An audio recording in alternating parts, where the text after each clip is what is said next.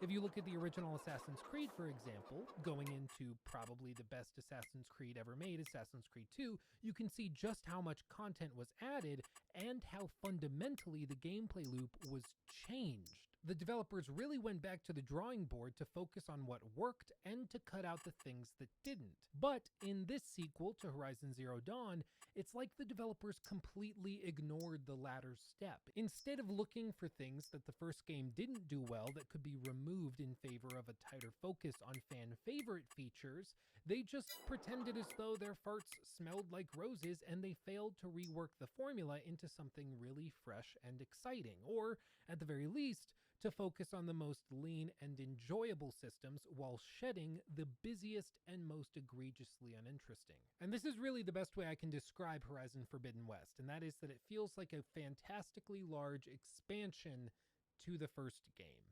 And that's about it. It doesn't feel like its own standalone title that does a lot differently or uniquely. There is very little here that truly feels like it deserved a sequel to house it. There are certainly new features and tools, don't misunderstand me. I've played the game and I put a lot of time into it in the process, but even after all that, I'm not impressed by these additions. The most notable additions are the glider, the free climbing, the grappling hook, and the rebreathing. Regarding the glider, it really doesn't glide you anymore, so the term crappy parachute is probably more accurate. Instead of gliding, you just slowly fall. And it sounds like an unnecessary clarification, but it feels very different and not particularly good. Like, I wouldn't say it's as bad as the glider in Dying Light 2, but it's pretty close. And furthermore, this doesn't fundamentally transform navigation in any sort of meaningful way. Sure, you can jump from a tall height now without fear of dying from fall damage every single time, but that's really it. There are very few occasions when I would actually feel as though this thing was adding to the quality of exploration. We now also have a reworked climbing system with Aloy now capable of traversing up stiff rock faces and other such steep terrain. But my frustration with the first game is that you were limited to climbing only things that the developers wanted you to climb at specific moments. It really made the whole thing feel as though you could only explore within predetermined, extremely strict guidelines. And it's still the case here. You see, all throughout the game, Aloy will find these puzzles that include some various puzzle climbing systems, using your grapple hook to pull objects down and rearrange them. It's pretty mundane, but these are items and ruins that Aloy should be fully capable of climbing up freely without issue. But instead, you're just not allowed to. She's able to climb up cliff faces with little to no problem, but God forbid she tries to climb up an old dilapidated house. I get it, if she could climb up the outside of this wall to get straight into the reward room, it would kind of defeat the purpose of the entire puzzle, but I would argue that they could actually give the player the freedom to explore however they wanted to, and that you could do that while still having quality puzzles, but that they would have to be designed in a way that accounts for the newfound freedom of exploration. Look at Breath of the Wild. All of those Korok seeds are the perfect example of how you can implement small puzzles with rewards while maintaining the quality and freedom of exploration that Breath of the Wild is so loved for. I will freely grant that I am perhaps overly sensitive to dissonant gameplay and narrative designs, but I really think that this is a fair frustration to have. There is no reason why Aloy shouldn't be able to climb up this wall and in through this window to the artifact that serves as this ruin's reward. The only reason the player isn't allowed to is because the gameplay designers don't want you to do it, because it would spoil all of the work that they did in designing this puzzle. But this is what I mean when I say that all of the new gameplay implementations fall flat for me. There is new stuff, but so much of it is ignored when convenient in favor of other gameplay designs which are frustratingly lame or just copy and pasted from the previous game. Totally open free climbing is a great gameplay mechanic. Let the player use that mechanic to solve a puzzle built around that mechanic, instead of giving players access to that newfound freedom and then revoking it when convenient to implement a puzzle. And before anybody says, oh, he brought up Breath of the Wild, but when you go into the shrines, you can't free climb up the walls or around puzzles that way. You're absolutely correct, and that was a frustration I had with that game back in the day as well. But the Korok seeds, all being present within the world itself, didn't fall victim to this shortcoming because they were in the game map. So you didn't have any sort of special treatment, no arbitrary rules or withholding of abilities. you could use whatever tools at your disposal to accomplish your goal of acquiring that Korok seed, and it was great. I don't know, maybe have a really tough parkour section, like you have to carefully time jumps, gauge distances properly, etc., and do all of that instead of turning off this new gameplay system you added for the sequel just so you could design a puzzle like you did in the first game.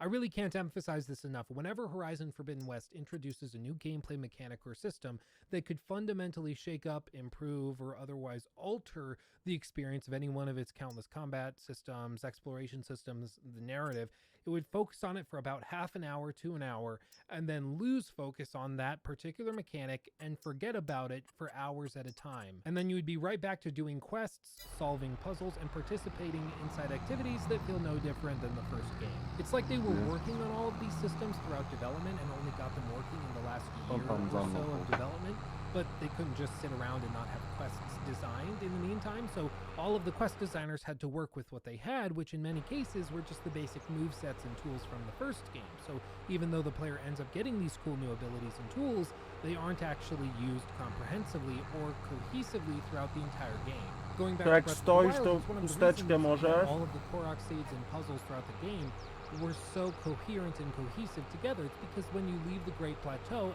all of the players who leave it will have the glider, the 4 main abilities, they'll have the ability to climb up structures, they'll have a certain amount of stamina that they can gauge off of, and they can build puzzles with the understanding that players will have those items and capabilities. It's like in Breath of the Wild, the designers didn't anticipate players doing these things in a linear fashion. They anticipated most puzzles being solved perhaps a lot up front and then a bunch at the back end during the end game when players are trying to finish up collectibles, or somewhere in between, because they never actually implement all of the abilities that Aloy has to offer, especially by the end of the game. And a lot of the abilities she has at the end of the game should totally break all of these puzzles, but the way the designers get around it is just by turning off that ability for that puzzle, which is just stupid. Seriously, if you had any immersion in the game whatsoever, by the time you reach these puzzles, they're just going to tear you straight out. And there's a lot more to discuss, which we're going to get to over the course of this video, but this is just a taste of my frustrations with the game. When the original Horizon game launched in 2017, I was also frustrated because I felt as though it laid a remarkable foundation for something to come later. They had a lot of great systems at play, but there was very little that truly felt fully fleshed out. No doubt it's really hard to do that. To have a gameplay system that's robust and that you exhaust by the end of the game's runtime is tough, but I would argue that regardless of the difficulty of accomplishing that, it is literally the job of these development studios. Like, I get it, making a sequel to a game like Horizon Zero Dawn, I'm sure is very difficult, but that's literally why we're paying you $60 per copy of the game, or I guess $70 if you're buying the PlayStation 5 version of the game, which is a lot of money. Over the course of this video, I want to deep dive into each of these frustrations that I've had. I want to discuss the entire game and try to put my thoughts into some sort of coherent structure. I really like a lot of what Horizon Forbidden West does, and parts of it are truly remarkable, but there's also a lot of it that falls flat, feels unfinished, or just simply rushed.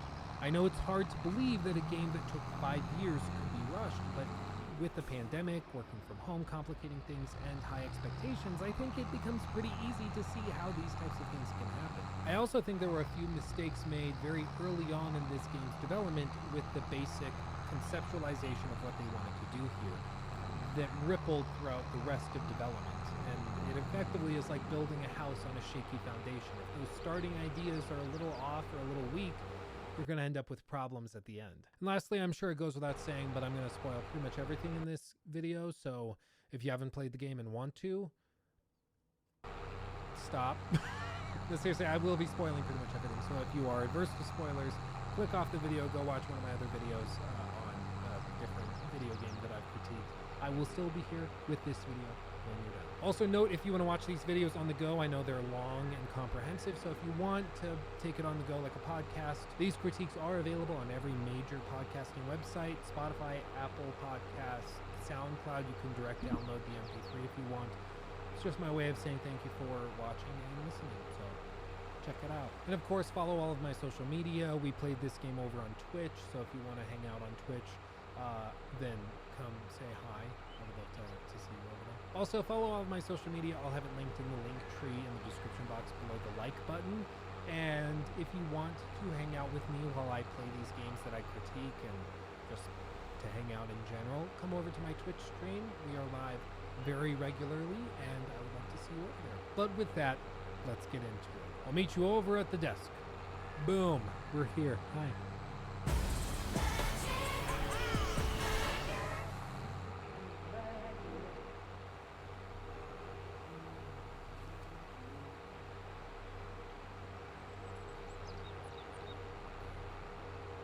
Czasami trudno jest podgrzać atmosferę wieczoru, ale nasza technologia szósty zmysł wie, jak utrzymać odpowiednią temperaturę kolacji. Nie zawsze też da się przewidzieć jego przebieg, ale my wiemy, jak za pomocą pary przygotować zaskakująco chrupiące danie. Urządzenia kuchenne Whirlpool V-Collection zaprojektowane z myślą o Twoim codziennym komforcie. Kup minimum 3 urządzenia Whirlpool, w tym piekarnik, i odbierz do 2500 zł zwrotu. Szczegóły na whirlpoolpromocja.pl i u wybranych partnerów handlowych. Whirlpool. Sensing what matters. NordVPN is the cutting-edge VPN provider that's used by creators around the world. I myself have been using NordVPN for years, and I cannot recommend them highly. They have industry-leading connection speeds, a verified no-log policy, and with over 5,500 servers worldwide, NordVPN lets you stay safe online without slowing down at all. And the cherry on top of all of this is that with one account, you can secure up to 6 devices, meaning you can protect your phone, tablet, laptop, home PC, and whatever else you need to all on one account without having to pay for multiple subscriptions. And right now they're offering a crazy deal for viewers of this channel. And to make the deal just a little bit sweeter, they'll even throw in an extra month for free. Check them out today at the link in the video description box below or at nordvpn.com/Stevens, and make sure to apply coupon code Stevens at checkout to get the discount. Again, nordvpn.com/Stevens. Good to see you. The first thing we have to discuss is how the game begins. It's crucial for any sequel to a well-received title to set the stage and expectations properly. Going into Horizon Forbidden West, I think most of us expected more of the same and hopefully some quality of life improvements. I have to hand it to Sony, they did a really good job of managing expectations on this one though. They didn't overpromise and underdeliver, they simply showed off what the game was going to be like, put forward some flashy cinematics, and let them speak for themselves. That's definitely the way to go with a game like this, especially because the first game was criticized for overpromising on its features, such as the role-playing mechanics and the dialogue systems, which ended up having effectively no impact on the larger story beyond a couple of dialogue exchanges in the first 5 to 10 hours of the game. But there are some expectations which go beyond what is advertised. Namely, when there's a sequel to a title, some people expect things such as a new standalone story, new characters, or at the very least, better development of existing characters, and of course, new areas to explore. And Horizon hits most of these. The pace at which they introduce them, though, is nothing short of bizarre. You see, Horizon Forbidden West opens in a new area, a place we haven't seen before, and it's really good. It introduces a couple of new monsters, a couple of new mechanics, and generally fits into what you would expect from a sequel. But right after this tutorial sequence, and after you defeat the big scary boss monster that bookends it, you return to the same area that you finished the first game within. They say that this is because you have to report back to the city leadership to figure out what's going on, but either way, it just feels off and weird. You then spend the next 10 to 15 hours in this area, the same area that you finished the first game within, completing various side quests, leveling up your equipment, and preparing for a trip west. And let me be very clear, I understand the narrative reason why they did this, okay? It's not lost on me. I just think it's a mistake. The game effectively starts right where the last game left off, so it only makes sense that you would ease your way into the new area. However, this isn't to say that where the last game left off was the proper choice of where to start this game, or the one that would lead to the most lean gameplay pacing. Because what results is one of the most dry openings to an allegedly epic adventure in recent memory. We've already explored this area, we are familiar with this terrain, we know these people, we've seen this city and spoken to its inhabitants, and it's just generally unexciting. Granted, I played the first game at launch, and several other times in the last few years. I know these areas pretty well, and this particular biome is pretty played out for me. Maybe for a lot of new players, it didn't feel like such a trudge, but for me, I am currently critiquing my experience with the game, and I have to be honest, this just didn't feel exciting. It felt lame and uninteresting. If you want to hear somebody's opinion who didn't play the first game and is going into this dry, I mean, I guess go find another critique. This isn't for you, but I'm just telling you what it's like coming from somebody who played the first game, is very familiar with the first game. This was not it, fam. It was not it. It's really frustrating when you're playing the game because the opening sequence is really cool. You see the promised titular Forbidden West, and it's fascinating and beautiful, and most importantly, everything we see is new. But just as you're getting acclimated, you are ripped out of it and forced to return to the region from the end of the first game. Now, while writing this script, I did sit down for a solid 45 minutes and I tried to figure out why the developers would have opened the game in this way. Because, after all, in game development, very rarely is anything done without very careful consideration.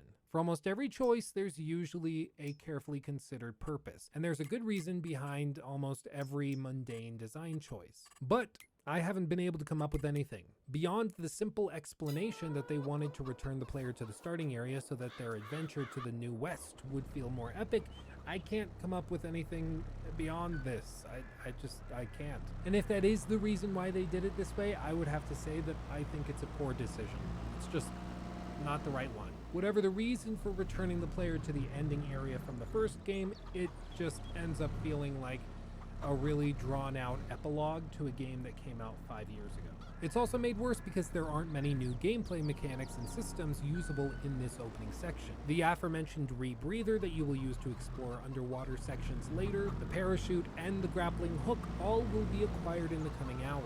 So for the first 5 to 10 hours of you playing the game, it just feels like you're playing Horizon Zero Dawn.